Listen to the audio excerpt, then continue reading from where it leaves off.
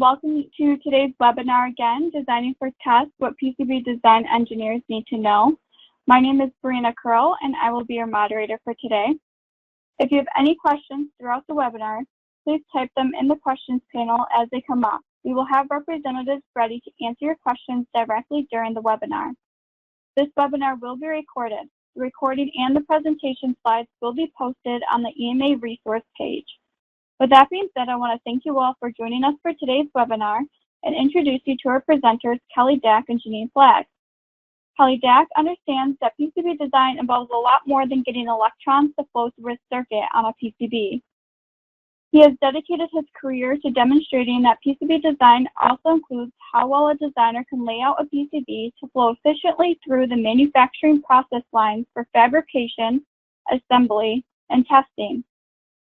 Kelly is an active journalist, author, and educator who currently provides DFX-centered PCB design, layout, and manufacturing engineering services for a dynamic EMS provider in the Pacific Northwest. Janine Flagg has worked with the Cadence tools as an application engineer and as an end user for over 20 years, in the last 16 years at EMA. She specializes in the front-to-back flow and supports both the ORCAD and Allegro products. Kelly will be presenting, followed by the demonstration given by Janine. Assuming we have time at the end, we will field some questions in a formal Q&A. And thank you for your attention. And now, once Kelly is able to unmute himself, we can pass it on to him and he can take over for our presentation. Thank you very much, Brianna. All right, I'd like to welcome all of our viewers today who are joining us and showing an interest in Design for Test. We hope to give you a well-paced overview of what you will need to consider when tasked with implementing DFT into your PCB layout. Take a look at this dense section of a PCBA on screen here. It looks as though it got assembled successfully. Pretty dense little board. Why would anyone want to test this? It kind of looks perfect at this point. Well, we as PCB designers do not often see the failure reports for some of these components on an assembly like this. The fact is, this board was wrought with manufacturability issues, which eventually showed up at final inspection hundreds of times until the issues were addressed by tweaking in an expensive redesign. A request was made by the EMS provider who was building this board to add 100% testability. But adding requirements for 100% testability at this stage of the development would require a lot more than tweaking. It would require a full redesign. So very often, providing capability to test for quality on a PCB or PCBA is an afterthought. You just can't tweak 100% testability into a design like this. And if testability is an afterthought, I'm here to tell you it's too late.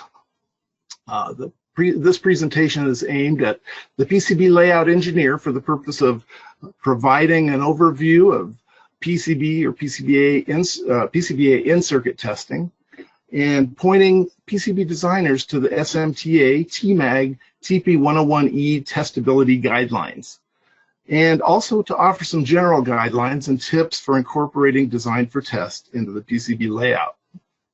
A few slides in this presentation use noted graphics from the TP101E guidelines document from SMTA TMAG. We've been given express written consent from SMTA TMAG to use some of the graphics in these slides. Likewise, a few slides in this presentation use noted graphics from EMA Design Automation's Hitchhiker's Guide to PCB Design, a delightful, informative story and technical guide for avoiding system error 42, inadequate PCB design knowledge. All graphics, charts, and diagrams noted 42 are used with express written consent from EMA Design Automation. We thank them for that. Let's take a look at the topics we'll be covering in this presentation. Who tests PCBs? We're going to identify the stakeholders who are involved in PCB testing.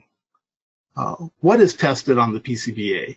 We'll take a look at some of the potential points of failure and 3 separate modes of inspection and test to determine them and measure process quality. When to implement DFT. Let's look at the timing of the requirements and when it makes sense.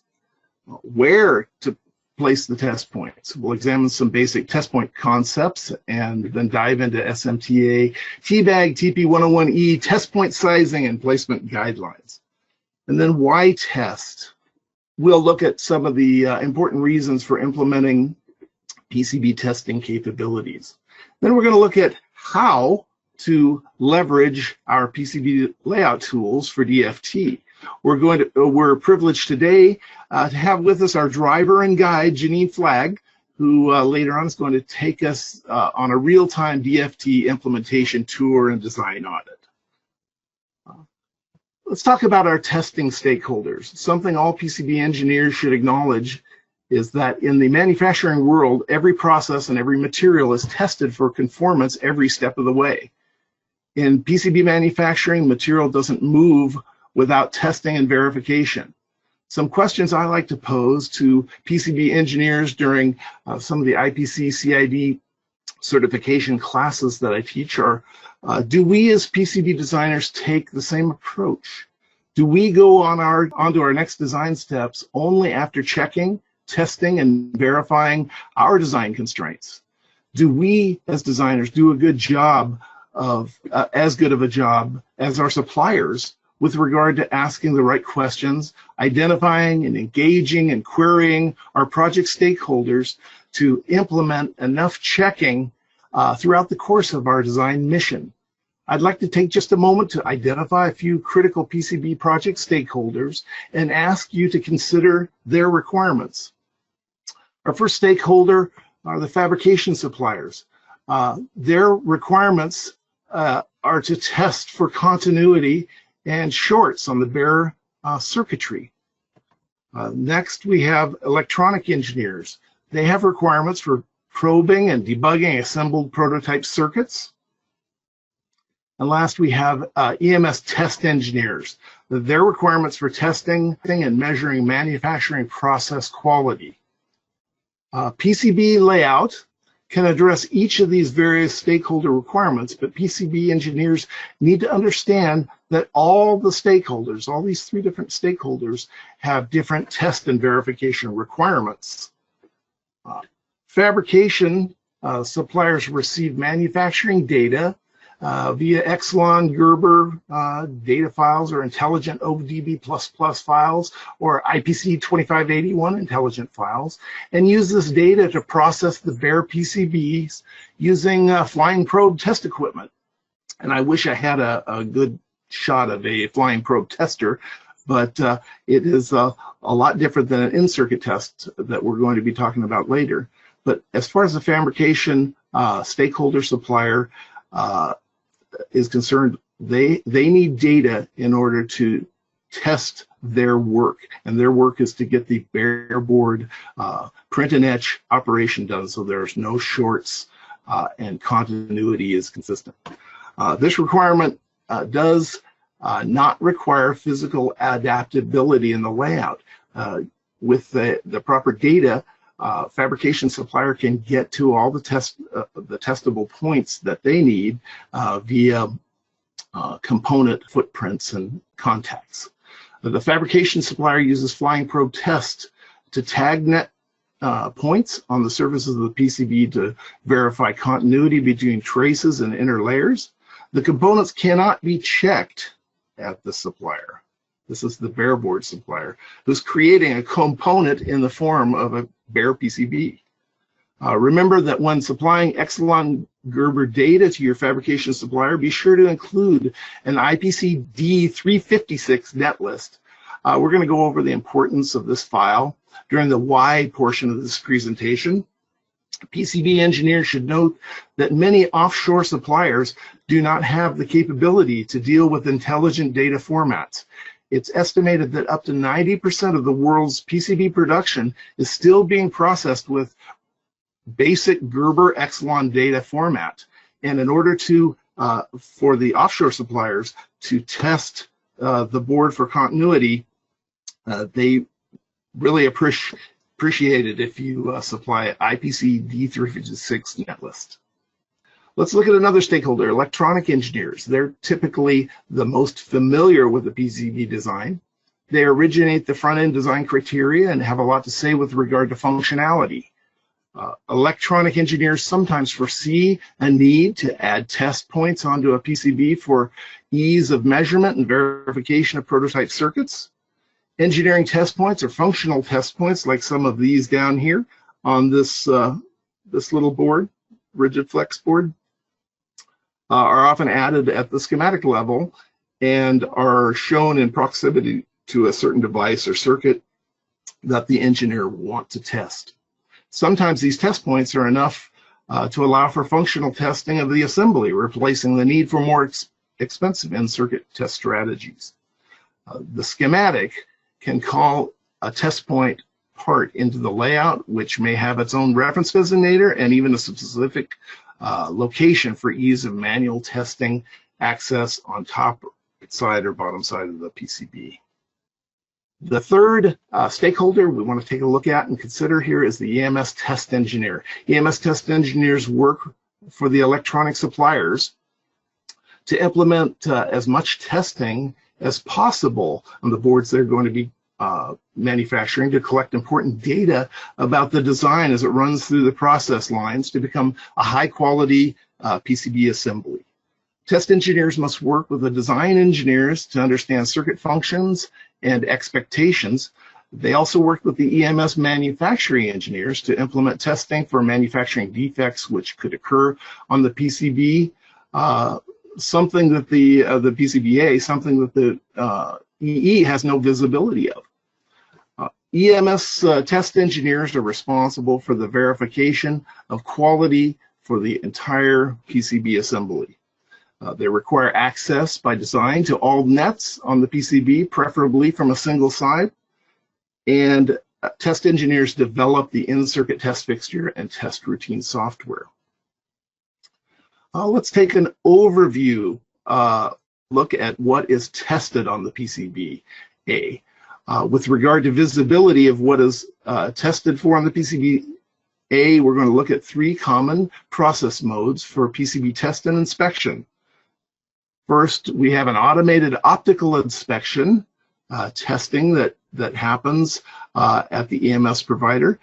It's commonly referred to as AOI, automated optical inspection.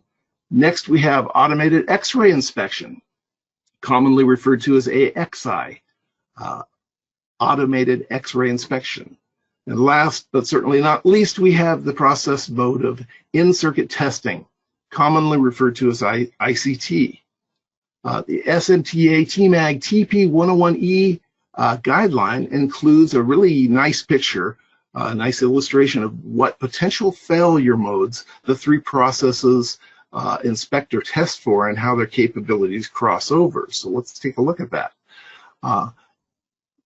With this diagram, I love this diagram because it shows the 3 test modes that work together, and some have capabilities that others don't. We can clearly see how many things can go wrong during the manufacturing processing of a PCB assembly using this diagram. For example, down here in automated optical inspection, we can see that optical inspection will check for orientation, missing components, extra parts, inspection marks, and then take, for example, a ball grid array that is assembled onto the board. From a viewing standpoint, we can't inspect those solder joints unless we get in there with some X-ray. So X-ray inspection is used widely for checking for insufficient solder, poor wetting, marginal joints or voids on the solder joints of a BGA. But these are mechanical checks. AOI and AXI are mostly mechanical inspection by nature. ICT, however, is an electrical test which relies heavily on the incorporation of test points into the layout to check for electrical and mechanical quality. But in order to leverage this mode of testing, we as designers need to include test points into the layout. So if we're mainly concerned about in-circuit test as it relates to PCB design layout, we need to add test points. What is a test point? Let's take a look at that. A test point's a small metal terminal used as a connection point to test the circuitry on a PCBA. Test point size is dependent on many factors such as accuracy of tooling, size of board. Sometimes the board's referred to as board under test or unit under test, UUT. The manufacturing processes that are involved, and the probe and shape, the probe shape and tolerance. We're going to take a look at some of the probe shapes here in just a second. What is a test probe? Let's take a look at the parts which make contacts with the test points on a PCB, the test probes. Test probes are spring-loaded pins which are mounted into an in-circuit test fixture and make the interface connections between the PCB and the fixture. From a design standpoint, we're mostly talking in context of probing test points. We've added as pads to the surface of the PCB. But notice the shape of some of these probes. They come in all different shapes and lengths. That is pretty well covered by the SMTA TMAG spec. The test probe heads are shaped to make contact with many types of surfaces other than pads. They can connect with connector pins, holes, and many other features, which can also be identified or tagged in the layout as test points. How about the conceptual stage of the PCB? This is the best time to implement DFT, and we're going to see why. There are many questions that must be answered before making the decision to provide testability in the layout. Without addressing expectations before the design layout starts, during the conceptual stage, there's little chance that all the PCB stakeholders' needs will be met. As a PCB engineer, if nobody is asking the important questions about whether the board is going to be tested or not, it's up to you. Posing just a few, remember, testability is sometimes an afterthought. Posing just a few questions before starting the layout can be the first step in saving the project lots of cost in the long run. When starting a project, you might help by asking about any possible test requirements and considerations. If no one else is doing it, lean forward and assemble a group of stakeholders together to get after these questions before starting the layout. Let's take a look at some good questions here. What's the risk of failure? What class of product is this? Will the design be going into volume production in an EMS? These questions can't be determined in a vacuum.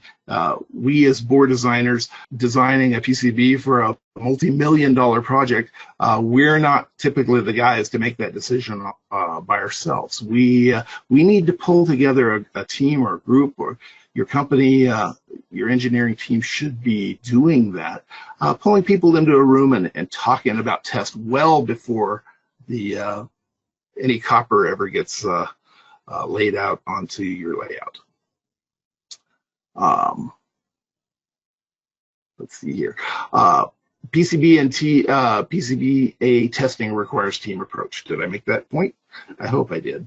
We need to determine whether it's we view testability or testing incorporated into a board as a cost, or are we going to be looking at it as an investment?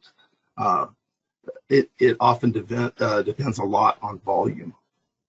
How about where? We're going through the who, what, when, and now we're to where to implement DFT. It's a very important part of this discussion. If not implemented with all of the stakeholders in mind, failure at some point is going to occur.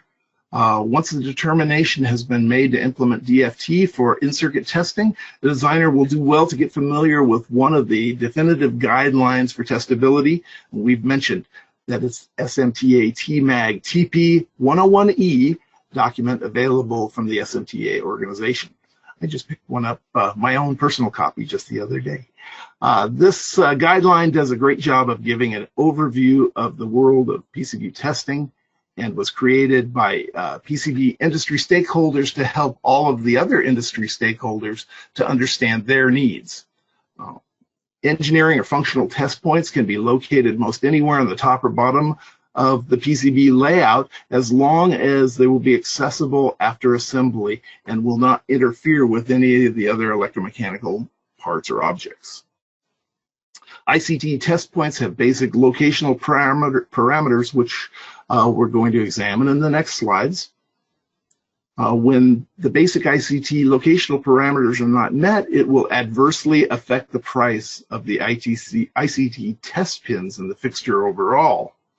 After we review the topics above, I'm going to ask you to buckle up because we're going to dive into the SMTA TMAG TP101 spec guidelines for test point sizing and placement.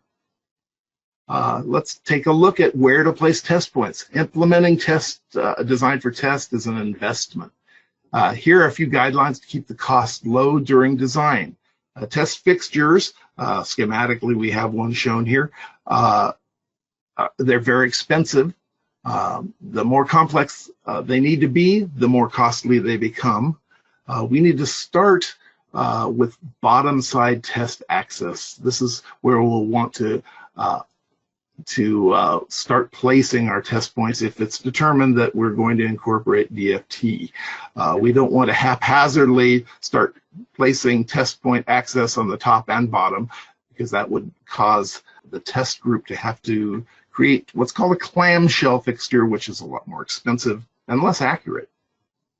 Let's talk about test point size. With such an expensive fixture, designers must take appropriate measures to ensure there's zero probability of a test probe miss, and there's ways to do that. One way to do this is to select a large enough pad diameter to accommodate the probes without compromising the PCB topology enough to adversely affect electrical performance. Test points are a two-edged sword. Testability is often considered a two-edged sword. In order to get the test points in there, we often need to pull out things called stubs, and that we have to be cognizant that can have an adverse effect to performance. So we really want to be communicating with the engineer. An 035 top side or a 030 bottom side test pad diameter will guarantee the least probability of a probe miss. To avoid designing in to minimums, we never like to do that. Just because the minimum is specified in a capability spec doesn't mean we want to. So always try to do the minimum plus. It's very common to use an 035 diameter on the bottom side pad.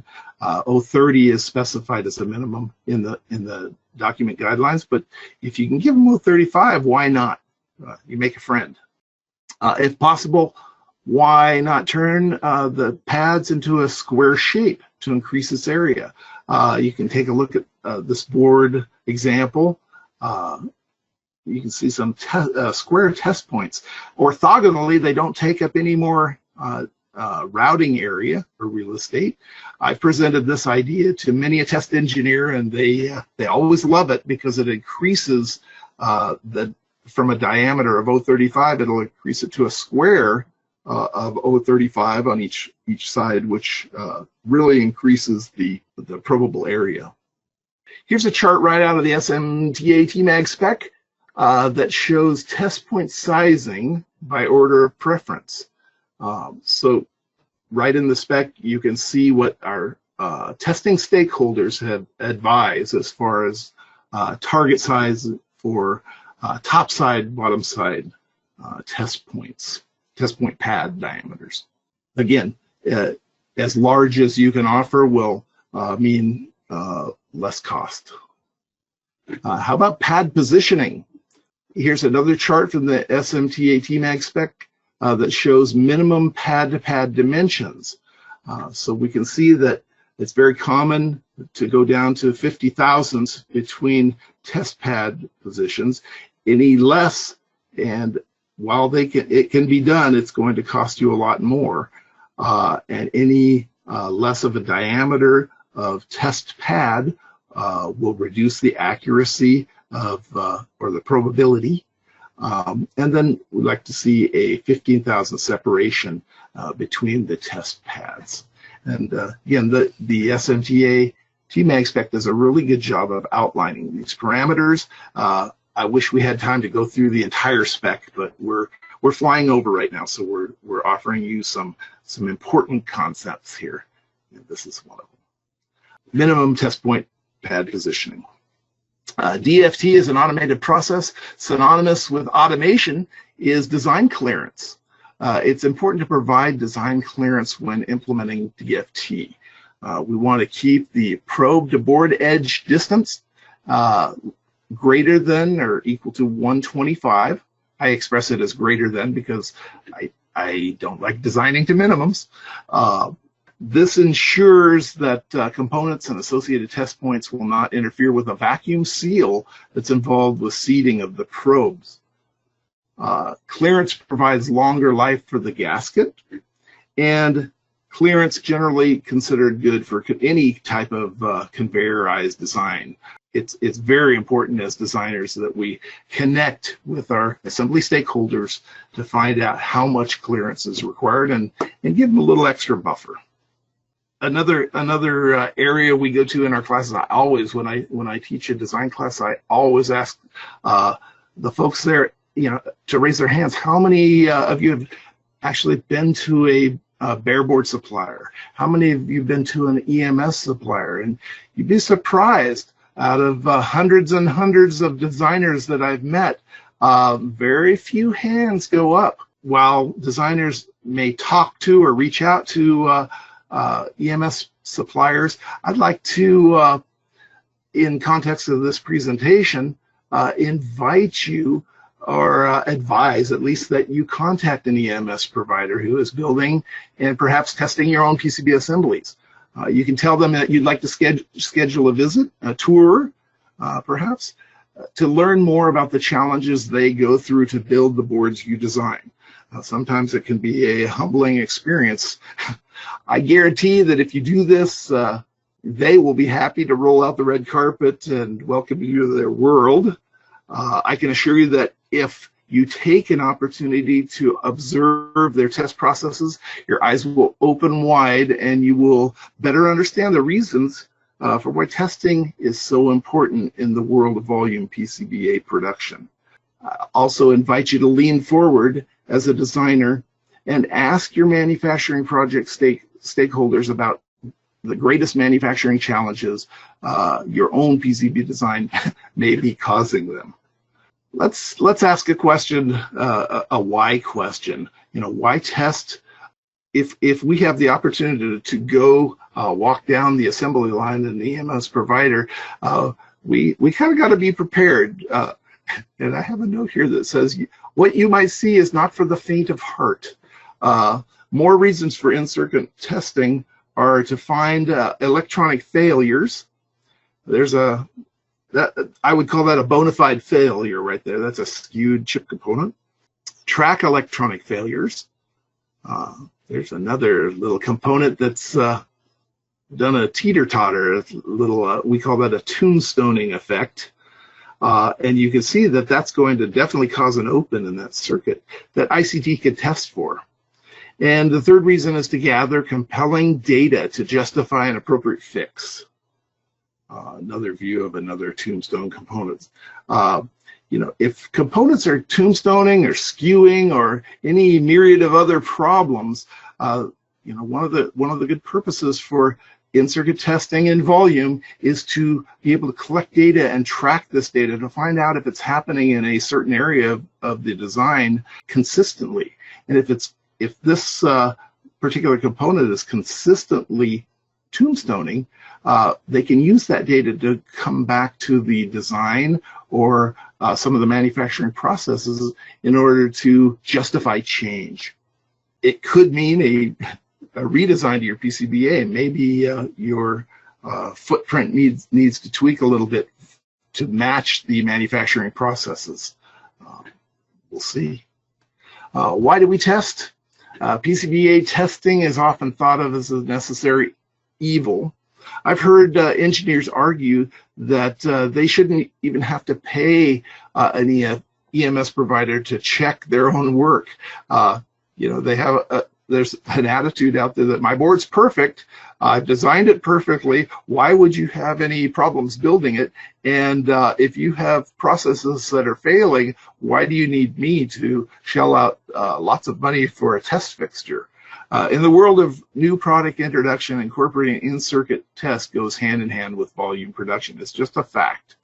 The reasons are we test to make sure that the product meets the needs of the customer.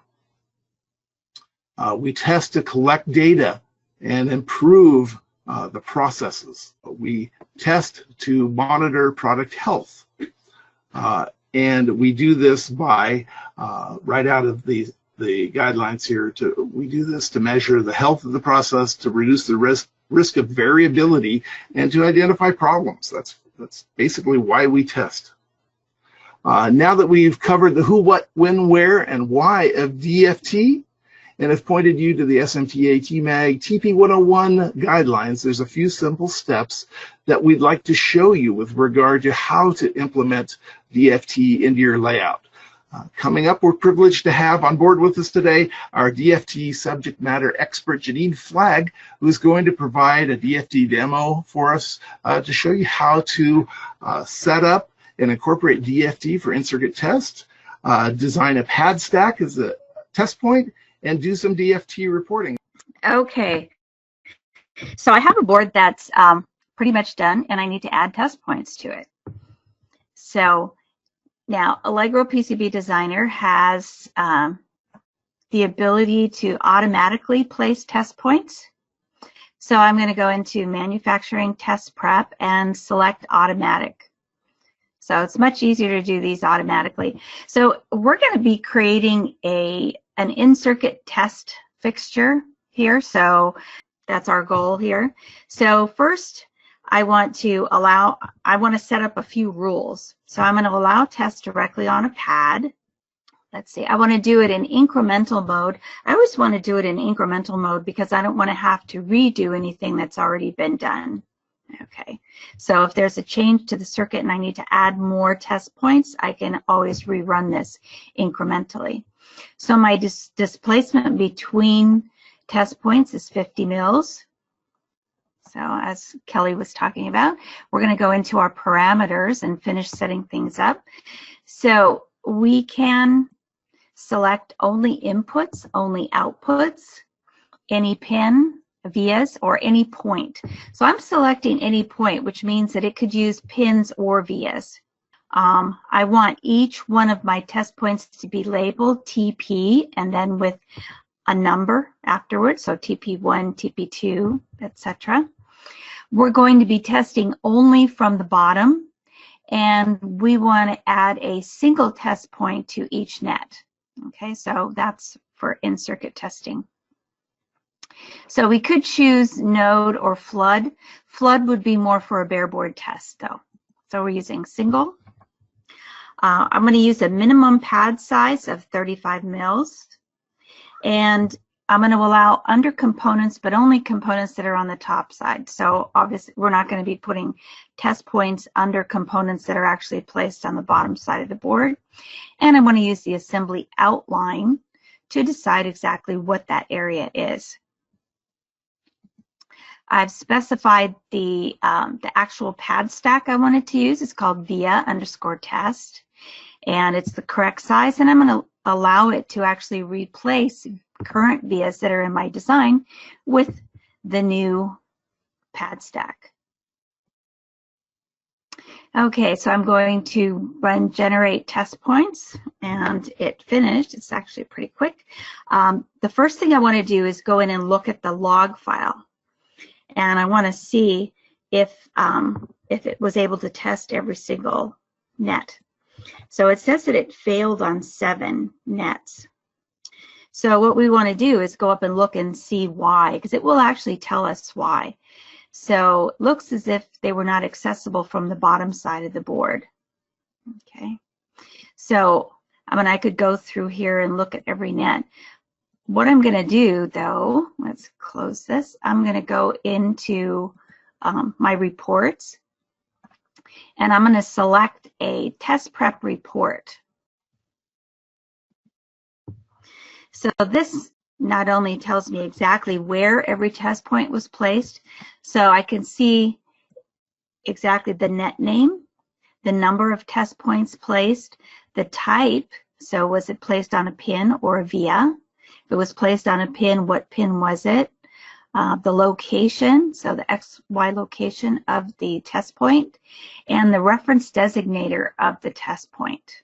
At the very bottom, it gives me a nice little concise list of the nets that it was unable to test. I've actually already extracted those nets and put them in a little text file. So I'm going to go in and highlight those nets. I'm going to get in my highlight command, go to nets, select my list, and those are the nets that were unable to be tested automatically.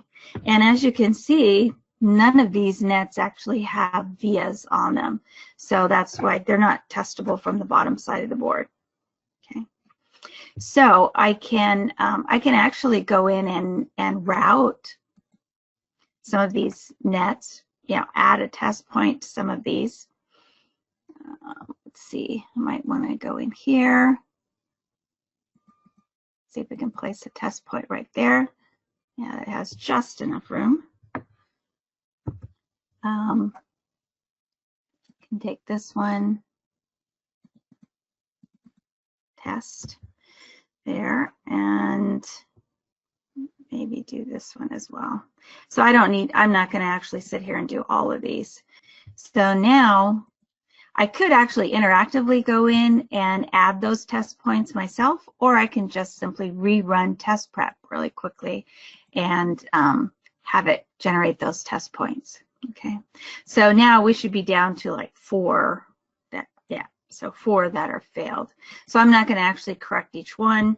One other thing I wanted to do was go in and add some more test points to ground and power. It's a good idea to sprinkle test points around your ground and power. So have more than just one node on those nets tested. So I'm going to dehighlight that. I'm going to go back into test prep, but this time use the manual. So I'm just going to add test points. If we look at the options tab on the right hand side, this has me add. So I can just click and add these test points. Let's see, now if I try and add over here, it tells me that this pad is underneath the component, so it won't allow me to add a test point there. So that's good. I can just continue adding a few. I click some over here, some here, there. And as you can see, it's pretty easy to do that. So the next thing I want to do is I want to test and just make sure that my test points, I don't have too many in one area. So you want to do a test prep density check. Okay. So I'm going to set this up to where I want to check an area. So each area, I'm going to be checking 500 mils by 500 mil areas, and I don't want more than 5 test points in any 500 mil square area. Okay, so let's run the density check, and you can see it created some areas here. We're going to look at those a little more closely. So here's our report. It shows us where our problems are, and you can just zoom in here and then click on the coordinates for an area, and you can see, of course, this connector at the bottom of the board is going to have problems, right? So it has a test point on almost every single pin. So that's obviously too dense there. So, and then there's a couple more areas. So over towards the right-hand side of the board, there's some zips over there, and it's got too many test points on those as well. Okay. So what we can do with some of these, so first of all, I want to go in and change the color of those, make them show up a little bit better. So if we show those, the density check in white, it will show up better. I'm also going to turn off my routing so that I can see a little bit better. Okay, so that allows you to really see those areas better. Now we're going to go into this area at the top, and we're going to take care of some of those. So what I'm going to do is, let's go back into Manufacturer Test Prep Manual, and I want to swap some of these.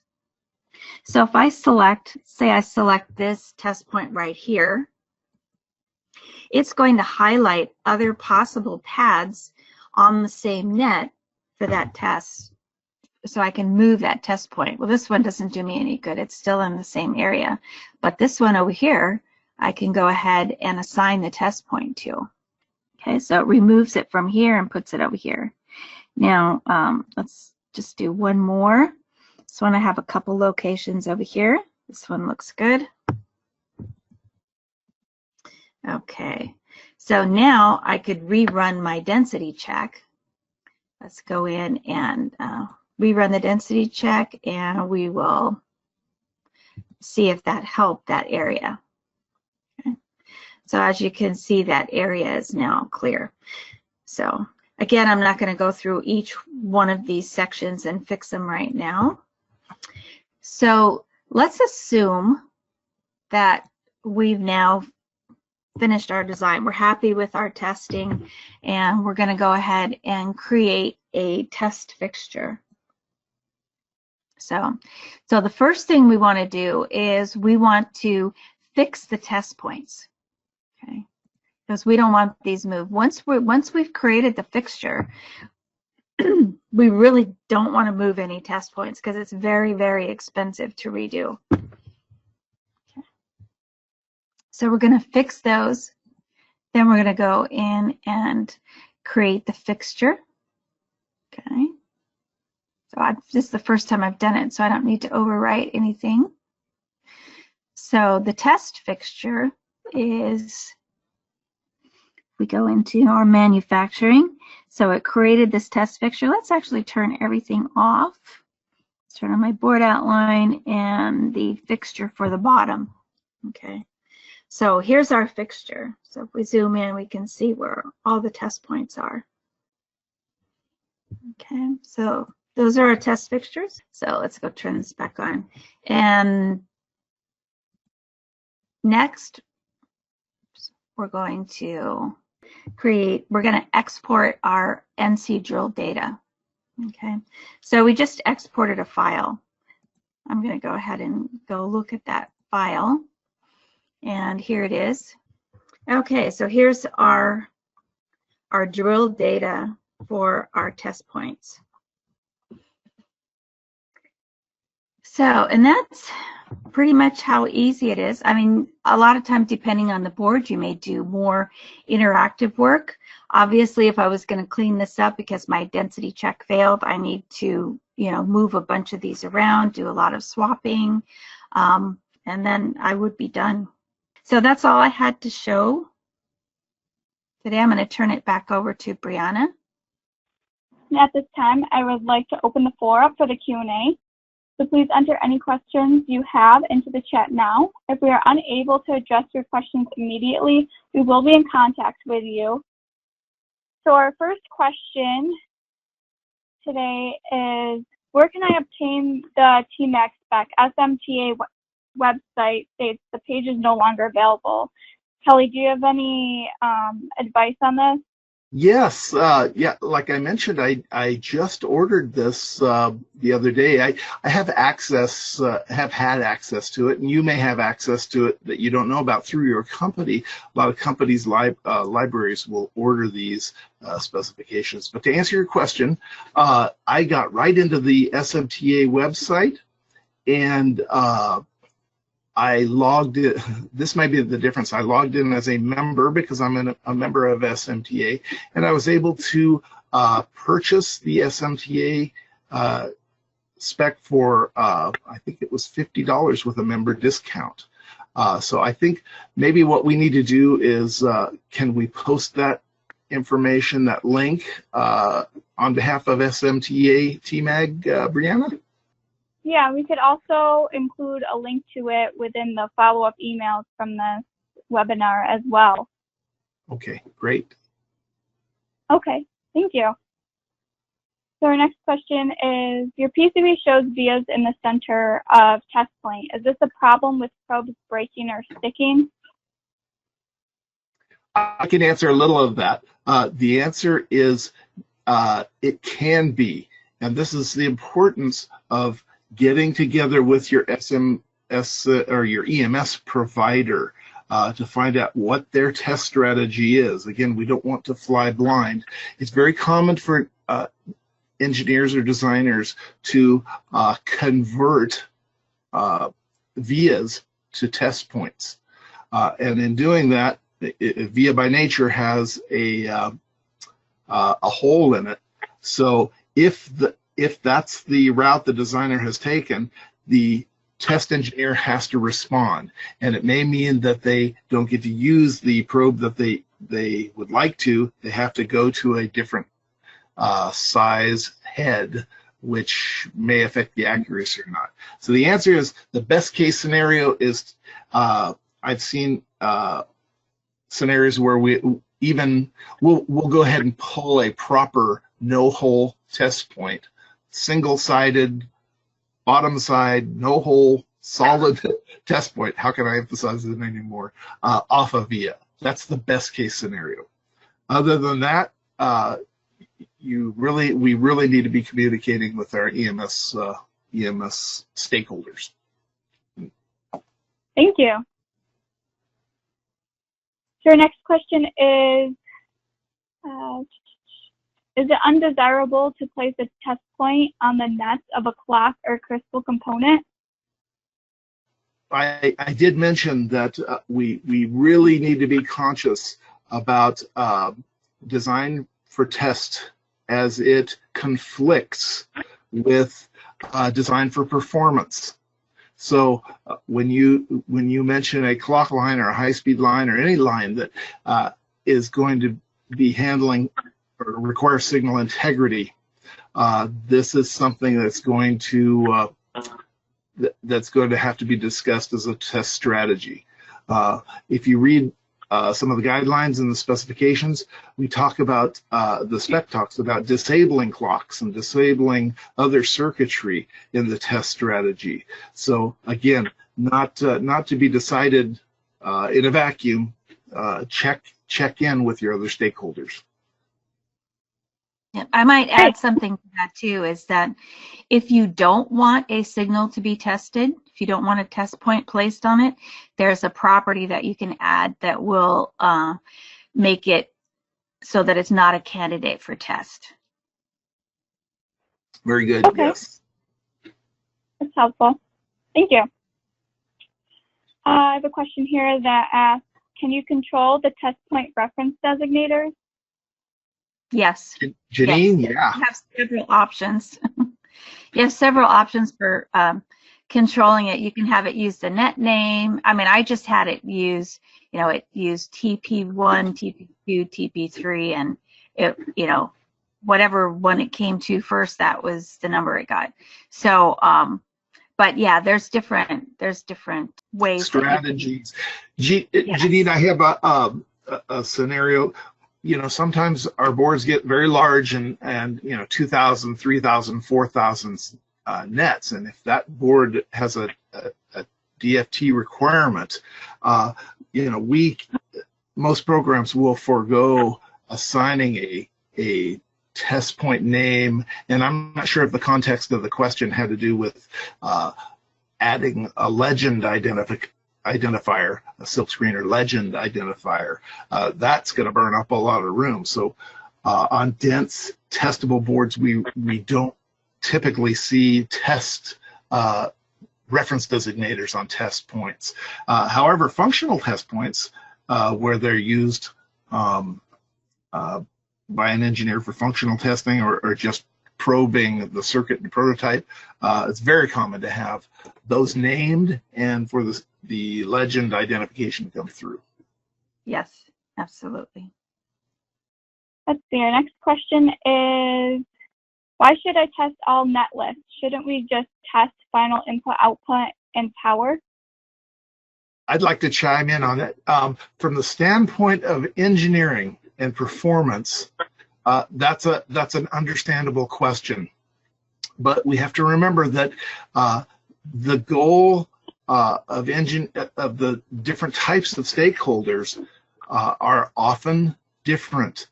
The goal of the engineer is to achieve performance. The goal of the bareboard supplier is to achieve 100% continuity without any components on it at all, on the board at all. But the goal of the EMS provider is to ensure that all of the components have been installed onto the circuit board component and functions well at the end and has measurable, verifiable performance of the overall circuit. So if the 100% testable scenario, if there's not testability on every net, you could be missing a net that has one of those tombstone components on it and not be able to identify the tombstone component.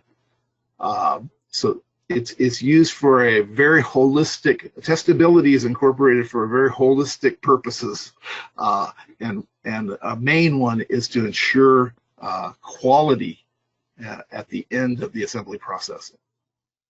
I hope that answers the question. Yeah, thank you. So our next question is, what license is required for the automatic test point placement? So you can get automatic test point placement with OrCAD PCB Designer Professional or Allegro PCB Designer. In the OrCAD PCB Designer standard package, there's manual test point placement. Okay, thank you. Mm-hmm. We have another question here that says, when encountering resistance to 100% coverage in particular, how do you determine appropriate trade-off in deciding the type of coverage that's needed on the board? Yeah, talk to your test engineer. Yeah, we usually let them duke it out. We put up a big fighting ring, and yeah, engineering goes against the test guys all the time. They put on the gloves and figure it out. So remember, this is why it's so important to bring everybody together before you start laying tracks down. Is from a layout standpoint, test points can take a lot of room. It's a strategy that can. You saw Janine adding test points, and she had to move and nudge things on not a very dense board. But if you've got a very, very dense board, you can spend a lot of time wedging these test points in there. And you may get to a certain point on very dense boards where points aren't going to fit. Flat out, they're not going to fit, or they're going to cause some ESD issue because they're too close to the board edge. There's a myriad of problems that can come about that have to be discussed, because the last person you want to be as a designer is the guy that works overnight trying to fit those last few test points in, only to find out that they're going to cause problems.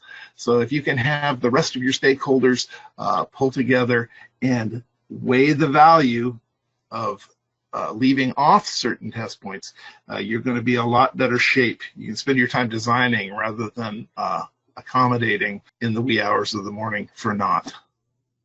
Yeah, and probably our last question for today, as we're running out of time, is it possible to use a component lead as a test point, or are test points typically required? So for instance, I think the context is a through-hole component lead. As you saw, Janine, she was tagging certain features on the backside of the board to be tested. And we mentioned early on that test points can be dedicated test points, or they can also be pads with holes. They can also be pins that are soldered, through-hole component pins that are soldered solidly in place. You saw the different shapes of test point probes. Some of the cup-shaped ones will interface with a component pin. So yes, they can be designated. However, the pitch on the connector pin or the component pin has to be such that it's it is far enough away from the other probable pins not to cause problems in the fixture. Remember, we don't want to get that pitch, test point pitch down to below that 50 thousandths, or it causes real problems. So the answer is yes. What we don't want to probe and avoid probing are component pins that, for instance, I wish I had a picture right now, and I may add that to this deck, is a gull wing pin on a SOIC component. What we don't want to do is have a bottom side mounted SOIC with a gull wing pin and probe to that pin. That can create a false positive because there's pressure involved, and if that pin is somehow lifted, the test fixture and the pin probe would apply pressure and close the circuit, right? And that's going to provide a false positive. So we always want to test to a pad or a copper surface on the topology of the board, so we don't get false positives. I hope that answers. Looks like we still have some questions coming in, but unfortunately we are out of time for today. But if we have not addressed your questions, we will be following up with you on an individual basis, and we will be sending everyone a recorded version of today's webinar with the slide deck, and we'll try to include the link to the SMTA guidelines document as well. And before we sign off, I'd like to inform you of our next webinar on high density design guidelines. So keep an eye out for information on that webinar. And thank you all for joining us, and thank you, Kelly and Janine. You're very welcome. It's been a pleasure. Hope everyone has a good rest of their day.